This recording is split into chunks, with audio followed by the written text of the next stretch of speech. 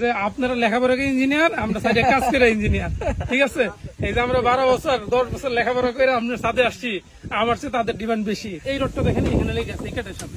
এটা আপনারা অবশ্যই খেয়াল রাখবেন, এইখানে মিনিমাম 1 ইঞ্চি একটা গ্যাপ রাখবেন। আসসালামু আলাইকুম রহমতুল্লাহি ওয়া বারাকাতুহু। আমি ইঞ্জিনিয়ার মোহাম্মদ হাসিবুল ইসলাম। তো এই মুহূর্তে আমি আছি আমার একটি রানিং কনস্ট্রাকশন প্রজেক্টে। তো প্রজেক্টের আজকে বার বাইন্ডিং এর কাজ প্রায় শেষের দিকে, ওইটা আমি চেক দিতে আসছিলাম। তো চেক দিতে আসার পর ভাবলাম যে আপনাদের সাথে কিছু কথা বলা দরকার, এই জন্য আজকে আমি ক্যামেরার সামনে। তো এইখানে যে ছাদটা বার বাইন্ডিং এর কাজ হচ্ছে, সেই ছাদের এরিয়া হচ্ছে আপনার 2200 স্কোয়ার ফিট। 2200 স্কোয়ার ফিট একটা ছাদ। তো আজকে আমি আপনাদের দেখাবো, ছাদটা দেখাবো, প্লাস এই ছাদে কি পরিমাণে রড লাগছে সেটা আপনাদের সামনে বিস্তারিত তুলে ধরবো। আর একটা ছাদ করতে কি পরিমাণ টাকা খরচ হয় সেটা আমি আপনাদের সাথে তুলে ধরবো। আমি এখন যেই কাজটি করতেছি এটা হচ্ছে এই বাড়িটার, এটা হচ্ছে এই বাড়িটার ডিজাইন। হ্যাঁ, আমার পিছনে যে কাজটা হচ্ছে এটা হচ্ছে এই বাড়িটার ডিজাইন। আমি আগেও অন্য একটা ভিডিওতে আপনাদেরকে এই ডিজাইনটা দেখিয়েছি। তো এটা হচ্ছে এটার ফ্রন্ট ভিউ, এটা হচ্ছে এটার side view plus front view. আর এইটা হচ্ছে এইটার side view plus front view আরেকটা। আচ্ছা, এখন এইটার টোটাল স্কোয়ার ফিট হচ্ছে 2200 স্কোয়ার ফিট। ছাদে যাওয়ার আগে আমি এখান থেকে একটু কথা বলে নিই।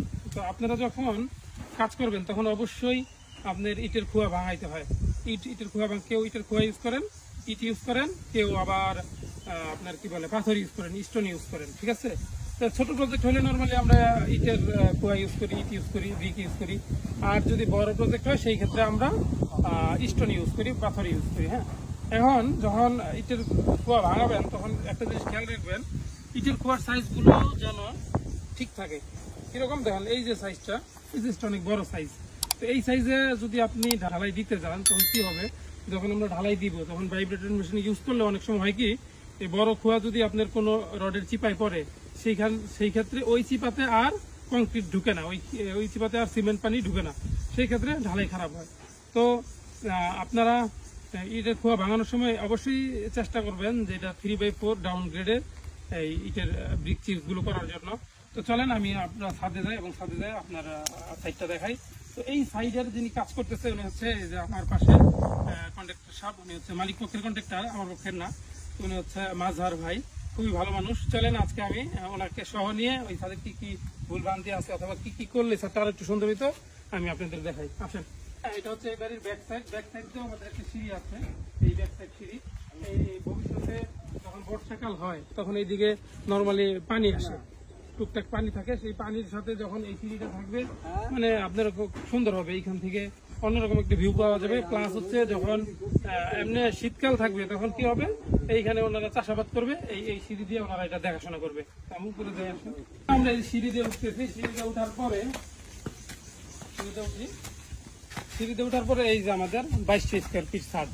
যখন রড বাইন্ডিং করবেন তখন চেষ্টা করবেন, আমি অন্য একটা ভিডিওতে দেখাইছি যে শর্ট ডিরেকশনের যে রডটা আছে, শর্ট ডিরেকশনের যে রডটা আছে, এই শর্ট ডিরেকশনের রডটা ছাদে আগে ফেলানোর জন্য এবং লং ডিরেকশনের যে রডটা আছে সেটা উপরে ফেলানোর জন্য। এইখানে উনি খুব চমৎকারভাবে এই কাজটা সুন্দরভাবে করছে।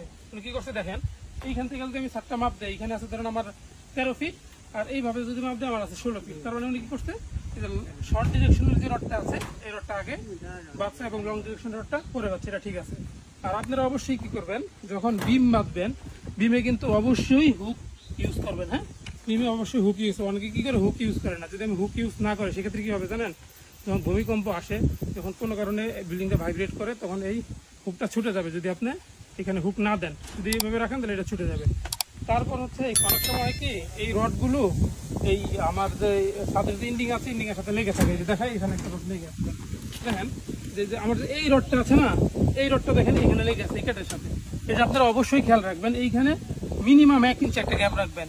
1 ইঞ্চি গ্যাপ যদি না রাখেন অথবা 0.75 ইঞ্চি গ্যাপ রাখবেন। যদি গ্যাপটা না রাখেন কি হবে জানেন, সেই ক্ষেত্রে এই গ্যাপটা না থাকলে এইখানে এই যে ভবিষ্যতে যে প্লাস্টারটা আছে প্লাস্টার হবে, এই প্লাস্টারটা ভেদ করে পানি রডে চলে আসবে। আর রডে যদি একবার পানি চলে আসে সেই ক্ষেত্রে ডে বাই ডে রডটা যদি একবার নড়ি চাপাটা শুরু হয়, এটার আশেপাশে যা কংক্রিট আছে সব নষ্ট হয়ে যাবে, প্লাস আশেপাশে রডগুলো নষ্ট হয়ে যাবে।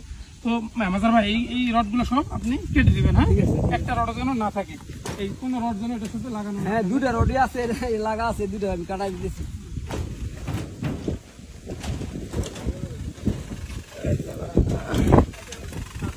এইখানে ওয়াটার লেভেল কি করা হয়েছে পুরোটা ভাই? ওয়াটার লেভেল করা হয়েছে।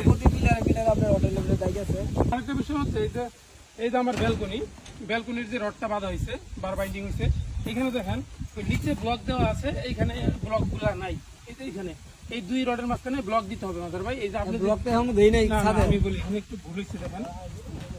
এই জালিটা আলাদা থাকবে, হ্যাঁ আলাদা আছে না? আচ্ছা, এই জালিটা আলাদা রাখবেন এবং এই দুই জালির মাঝখানে গ্যাপ থাকবে, ঠিক আছে? উপরে 0.75, নিচে 0.75 ইঞ্চি গ্যাপ হবে। এই গ্যাপের মাঝখানে ব্লক হবে, ঠিক আছে? ব্লকটা না দিলে যদি একসাথে হয়ে যায় তাহলে কিন্তু লোড নিবে না। আচ্ছা ঠিক আছে, ওয়ারিং করুক।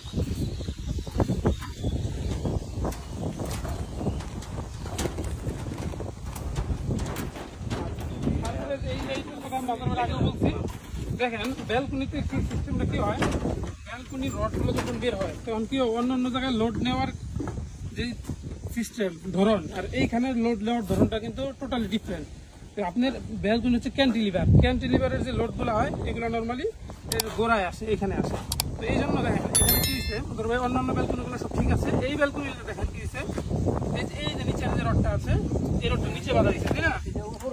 হ্যাঁ, তাহলে এখন কি করবেন, আমি যাওয়ার পরে আপনার এটা খুইলা এই নিচের রডটা উপরে বাঁধবেন, ঠিক আছে? তার মানে ওই রডটা খুলে উপরে বাঁধবেন, আর উপরে যে রডটা বাঁধা আছে এটা ঠিক আছে, ঠিক আছে? এই রডটা বাঁধা, এই রডটা উপরে খুলে বাঁধবেন। তার মানে যখন এটা উপরে খুলে বাঁধবেন তখন এটা ভালোভাবে লোড নিতে পারবে, ঠিক আছে? আর হচ্ছে দুই জালের মাঝখানে অবশ্যই ব্লক ইউজ করবেন। এই ব্যালকনির মতো সেম এই ব্যালকনিটাও এই কাজটা করবেন, ঠিক আছে? আর ওভারঅল যা আছে টুকটাক যা ভুলগুলো আছে অথবা যেভাবে করলে ভালো হবে আমি মোটামুটি কন্ট্রাক্টর সবকে বুঝিয়ে দিয়ে গেছি। তাহলে আমি আজকে আসছি, আমি এটা বলে দিয়ে গেলাম, ওনারা এখন ঠিক করে ফেলবে। ওনারা কিন্তু একবার বলে না ঠিক করতে পারবো না ভাই, আমাদের লেবার লাগবে, আবার লেবার ফাংশন আবার টাকা লাগবে, ঠিক আছে না?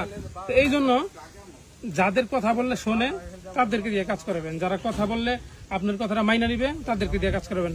সাইডে গেলে কি হয়, অনেক সময় আমি দেখছি যে একটা কন্ট্রাক্টরকে অথবা একটা মিস্ত্রিকে একটা কথা বললে সে উল্টা রিপিট করে। কিরকম জানেন? রিপিট হয়েছে যে আপনারা লেখাপড়া ইঞ্জিনিয়ার, আমরা সাইডে কাজ করে ইঞ্জিনিয়ার, ঠিক আছে?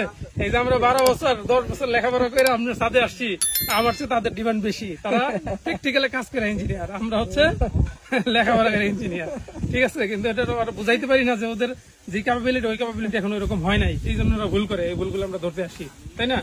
তো ভবিষ্যতে এই প্রজেক্টের কাজ সামনে আগাবে, ডিজাইনটা আপনাদের আমি দেখিয়েছি। এই ছাদে এই পর্যন্ত আমার রড লাগছে কত, এখানে 10 মিলি রড লাগছে 2500 কেজি, আর এখানে 16 মিলি রড লাগছে। এখানে যে বিমগুলো আছে বিমগুলো অ্যারেঞ্জ করতে 1250 কেজি, আর এখানে যে 12 মিলি যে রড আমাদের ক্যান্টিন সাজাইতে 12 মিলি রড লাগছে। 12 মিলি রড কতটুকু লাগছে? 12 মিলি আপনার 1400 কেজি। এখানে 2500 কেজি 10 মিলি, 16 মিলি 1250 কেজি এবং 12 মিলি হচ্ছে 1400 কেজি। এই টোটাল হচ্ছে ধরেন আপনার 5 টন অথবা 5100 কেজি রড এই ছাদটাতে লাগছে। তো ওভারঅল এরকম একটা ছাদ করতে গেলে আপনার নর্মালি 22 স্কয়ার ফিট ছাদ করতে গেলে আপনার 5 টন রড লাগবে, এটা নর্মাল। এর নিচে যদি কেউ লাগায় সেক্ষেত্রে আসলে আমার মনে হয় না এটা অ্যাপ্রোপ্রিয়েট হবে। অনেকে আছে অনেক কম রডে ডিজাইন করে, আবার অনেকে আছে অনেক বেশি রডে ডিজাইন করে। রড বেশিও দেওয়া যাবে না, কমও দেওয়া যাবে না। একটা জিনিস চিন্তা করবেন, বেশি দিলে খরচ বাড়বে, কম দিলে বিল্ডিং এর ক্ষতি, ঠিক আছে? এই জন্য যেখানে যতটুকু লাগে অতটুকুই দেওয়ার চেষ্টা করবেন।